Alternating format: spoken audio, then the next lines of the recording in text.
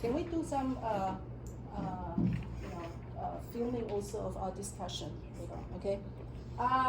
Good. So management styles around the world, right?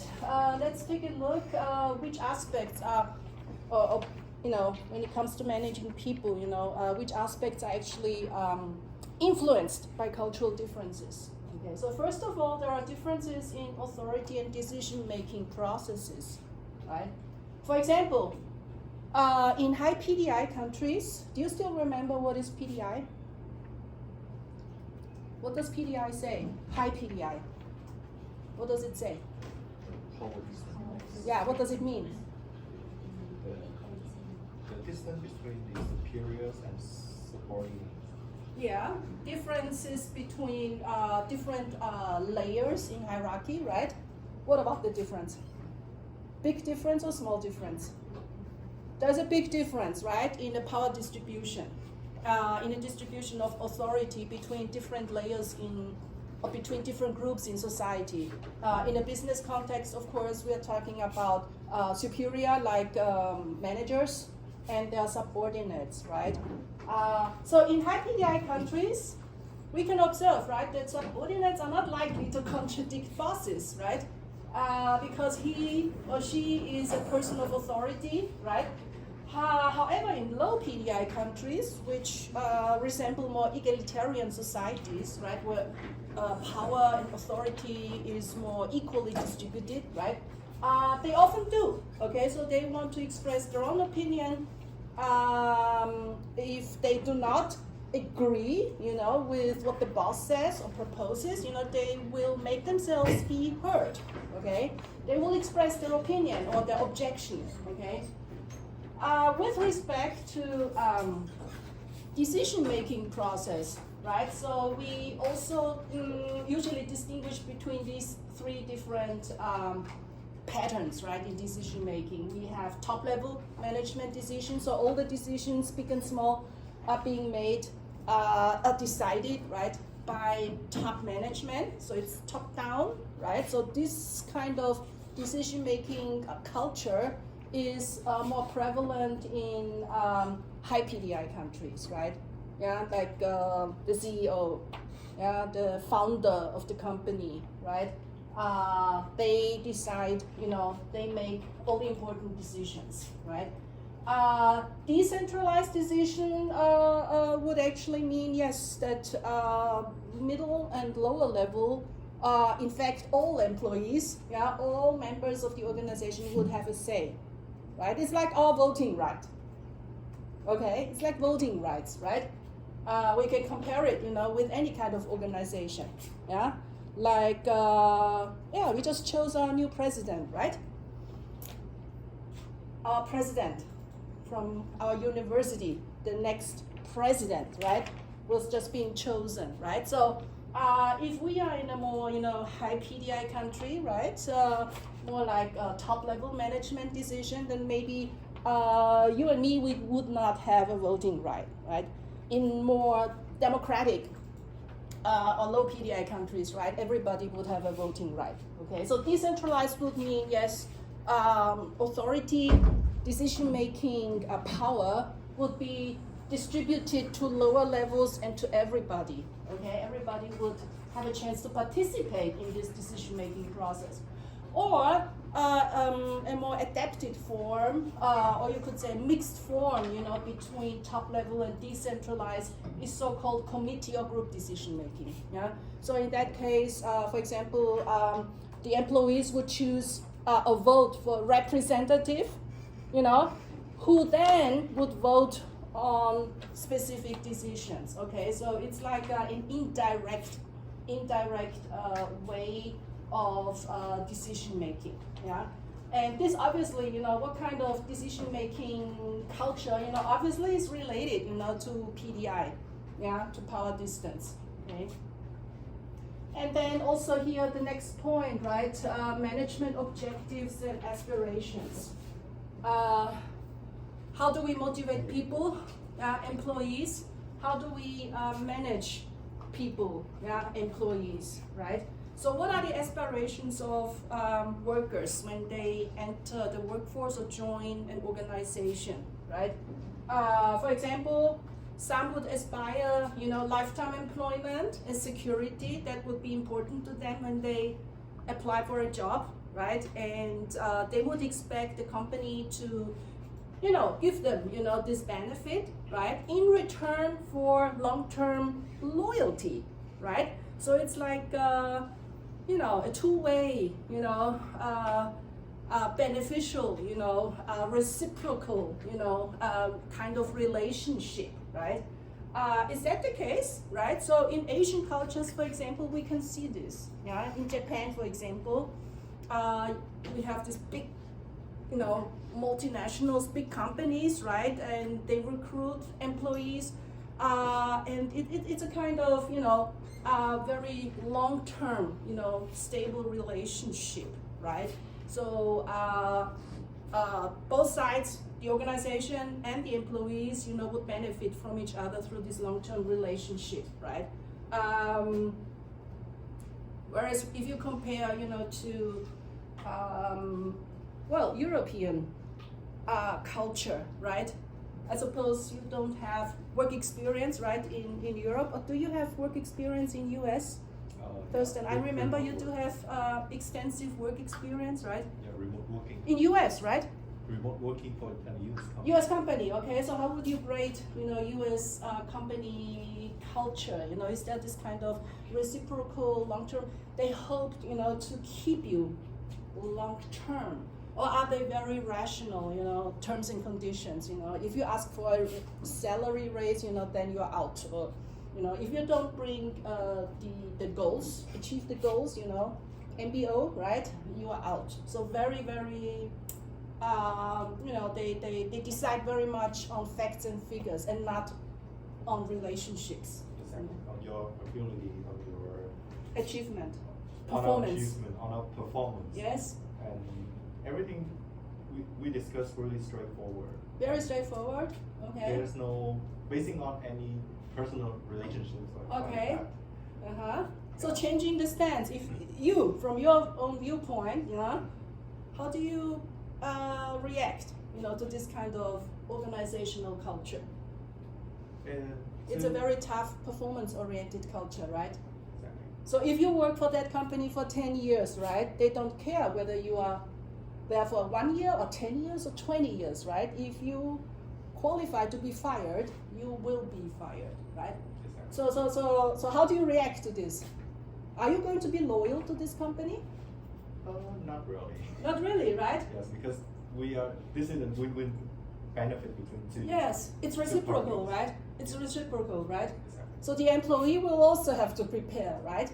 And if there are better chances, if there are some other companies which pay better or provide me better conditions, why not jump?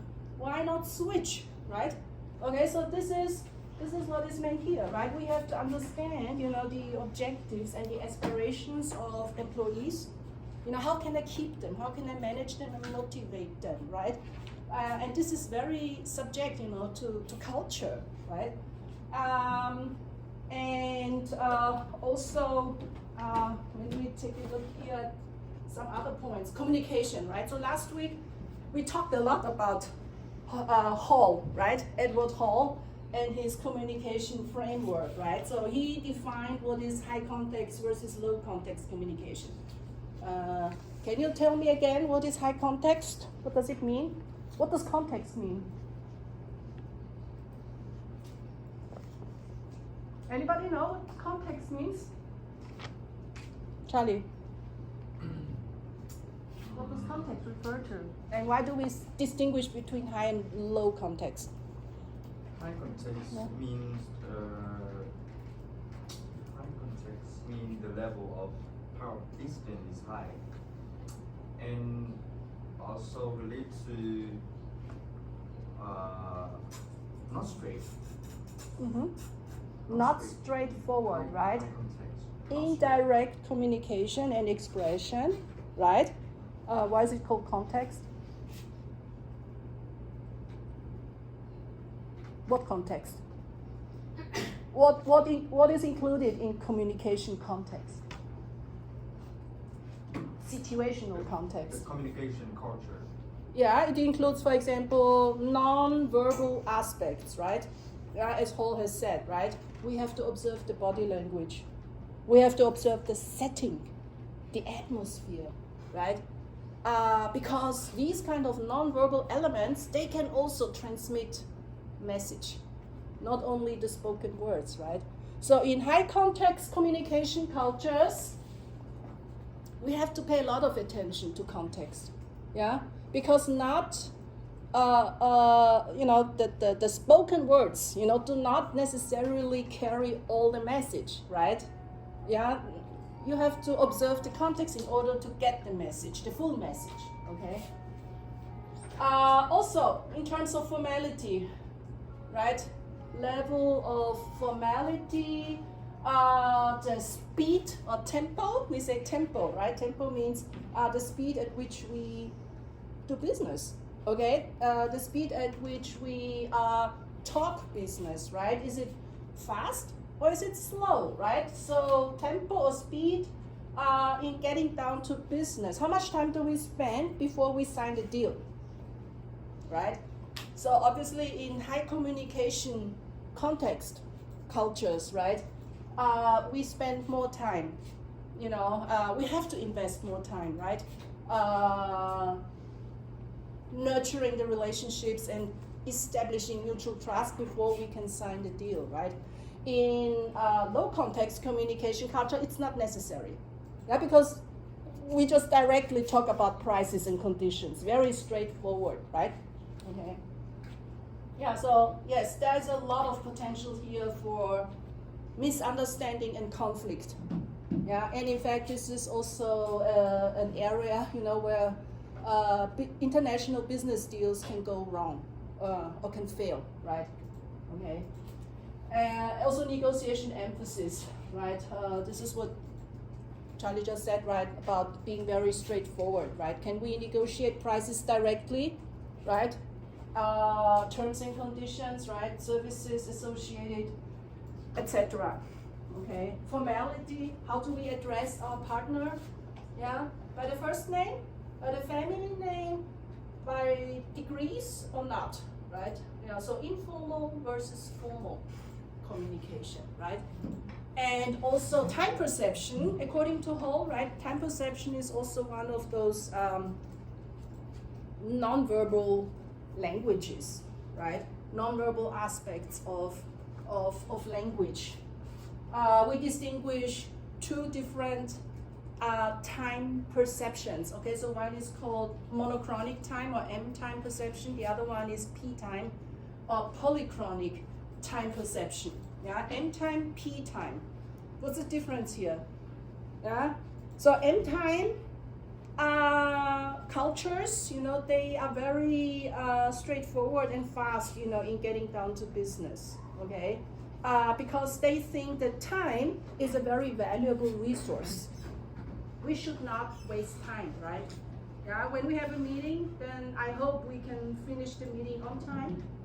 And ideally, we can close the deal today, right? Even though we meet for the first time. We don't know each other, you and me. But yeah, let's talk business, straightforward, right? And be efficient in time management, right? So this is M time, okay? Emphasizing punctuality, time efficiency, right?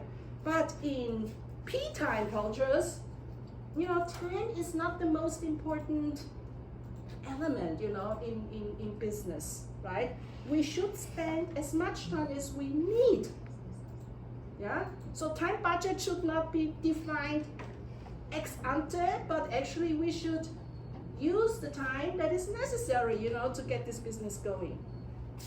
Yeah? So if we talk and have conversation when we meet for the first time, we can have lunch together, right? I'll take you on a tour of Kaohsiung, show you around, right? Maybe we make friends, right? We get to know each other's background a little, our families, yeah. And then if this is okay, we have this mutual trustworthy base, we can talk, get down to business, right? So time should not be predictated, okay, the time budget, right? Yeah. So in peacetime cultures, can you give me some examples of peacetime cultures? Thailand, right? Is a very good example, right? How about M time? M time cultures? USA, yes. Northern Europe, Germany, okay, very punctual. Okay, so if you have an appointment, be sure, yeah, in Germany, be punctual. Otherwise, it's very impolite, right? Is Japan counted? Japan, yeah, there's a gray area. Yes, Yeah. some cultures. How about Taiwan, right? I mean, punctuality, of course, is and time resource, is always important, right? But I think basically in Confucian societies, and Japan would be included, By the way, also Vietnam, okay? We are all Confucian societies, right? China, Taiwan, right? We would actually also take as much time as needed, right? Yeah, so time might be important, time efficiency. Taiwan is very time efficient, right? We do multitasking all the time, don't you think so, right? We are very efficient, yeah?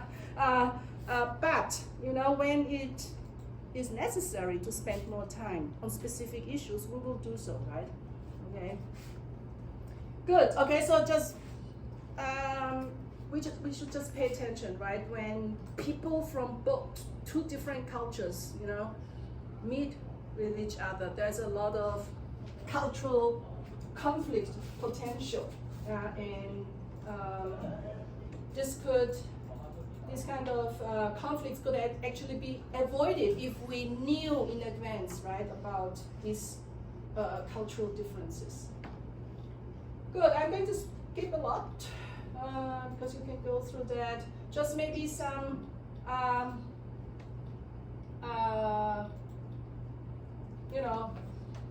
suggestion here on SRC, self-reference criterion, quite important in international marketing. Try to avoid as an international marketer, also when you enter foreign markets, as all right? We should always try to avoid making decisions only by looking from our own viewpoint. We should try to make the decision or try to think in terms of the local consumer, right? Yeah. So just pretend you were the local consumer with that specific background. What are your needs? What are your expectations?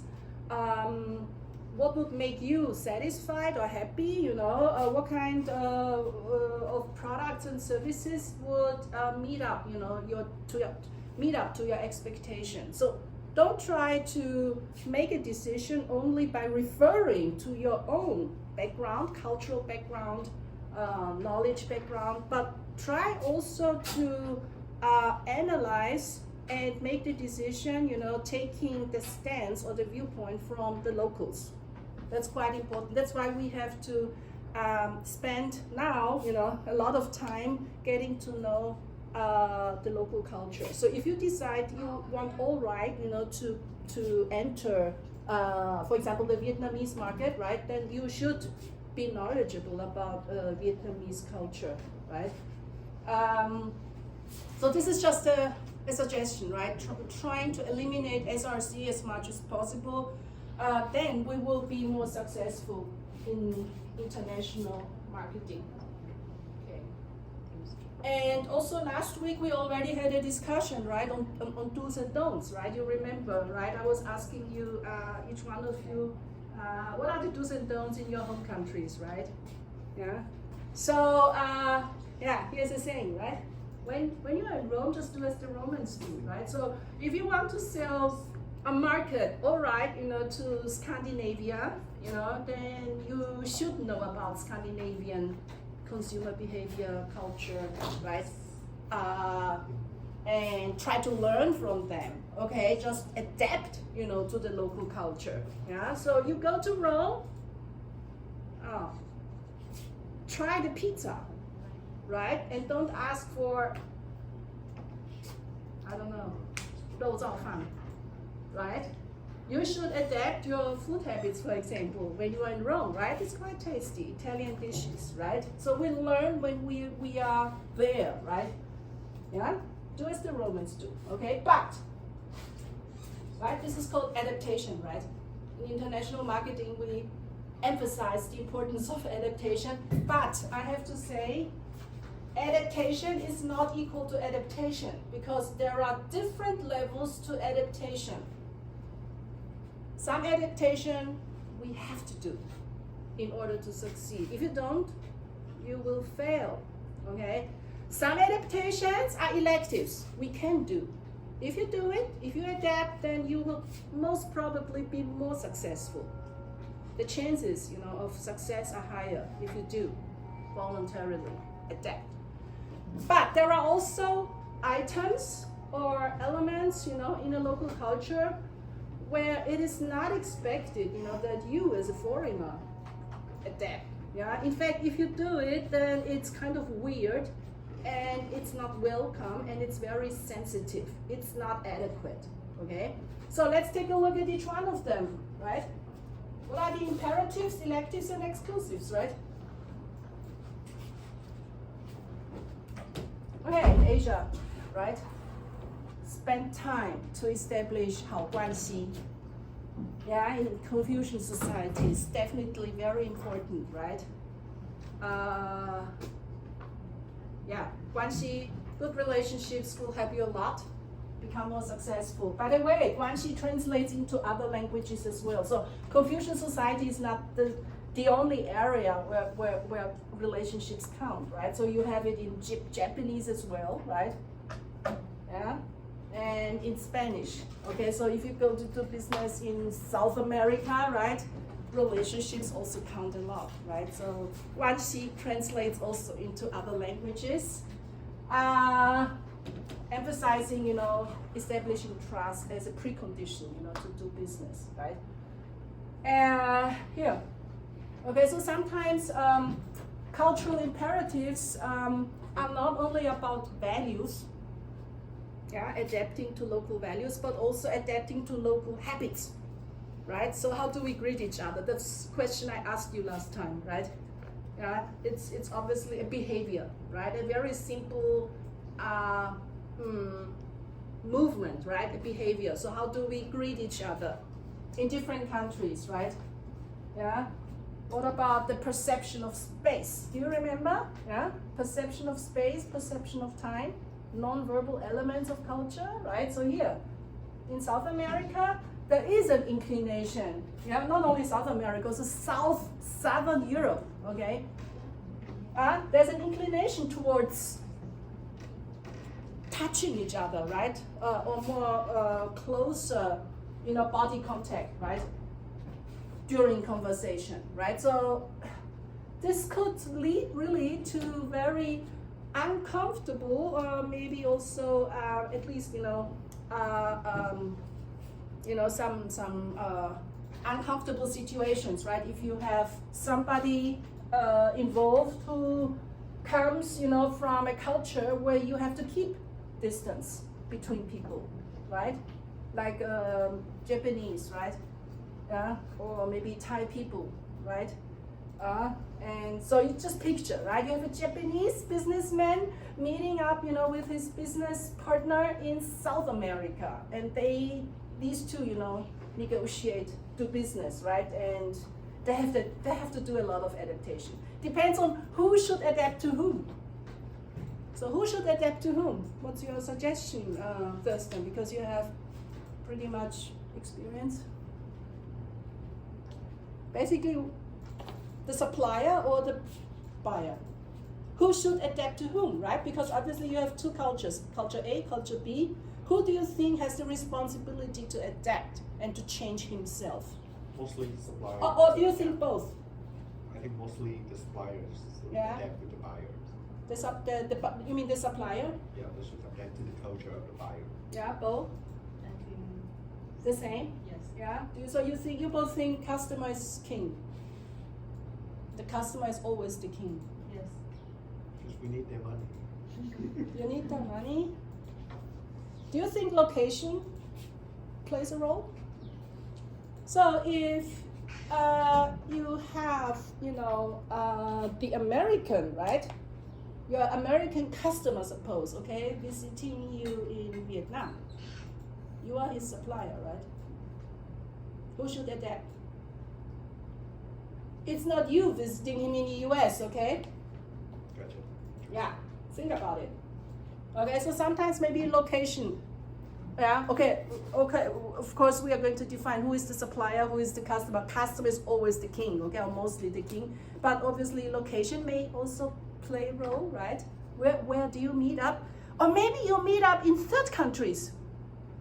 So the Vietnamese and the American, right, businessmen, they meet up in Europe, in some other places, neutral territory. Okay, so who should adapt to whom, right?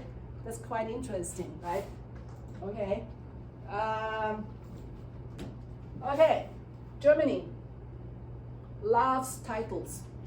Okay, academic titles, job titles, right?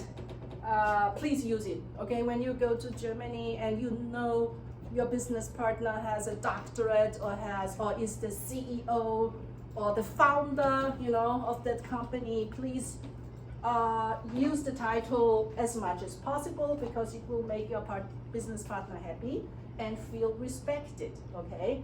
If you meet up with an American businessman, this is not necessarily, let's say, it's not a precondition, okay? They don't care a lot about, these kind of titles. They are more informal communication culture. If you have worked with Americans before, can you confirm that? Yeah, just Yeah. call the name. Just call them the name, right? It's in fact, if you There's call no them Mr. or Mr. Mrs. No. whatever, Mr. Chief Executive Officer, that would sound so weird, right? Yeah, they just call the name directly. They just call the name, right? Okay, the first name, right? Not Yes. even the last name, right? Okay. Okay, and face. Yeah. Right. So what does face mean? By the way, do you have face concept in your cultures? 面子. You have that? In Vietnam? Yeah, we do. In Thailand? You have that. In Hong Kong? Oh, of course, right? Yeah. Okay, then everybody understands, right, what face means, right? Because Europeans don't necessarily know what's face, okay? They are not familiar with this concept. This is more an Asian concept, okay? Yeah. And what are electives, right? So it's a bonus. Yeah, if you adapt, it's a bonus, right? And you will probably, be appreciated more by the locals if you do that, right? Yeah, so adapting to the local dress code. So if you go to Arabic countries, right, and then you dress accordingly as a woman, for example, will be appreciated, yeah? The way of greeting, okay, so I go to Thailand, to meet up with a business partner and I know how to greet locally, right? And also accepting local foods, sampling local foods shows curiosity towards foreign cultures and also acceptance of foreign and respect towards local culture, right? Yeah, so, but don't force yourself, okay? If you don't like stinky tofu in Taiwan, then you don't have to force yourself to eat it, right? Yeah, but if you do, then it shows curiosity and openness, okay? And what are exclusives? So what are the some issues, culturally sensitive issues that as a foreigner you are not expected to adapt. In fact, you should not touch it, okay? Because it's inappropriate, right? Yeah. So, for example, anything related, to religion, right? So, if you are not Muslimic, right, you are, of course, you have to observe some rules, okay? But you are not requested to go to the mosque, to do the worship, And also anything related to politics, okay, local politics and related issues, right? Yeah, so don't, how do you say? 批评怎么说啊？讲不出来。 Criticize. Don't criticize, okay? don't criticize, and but also don't.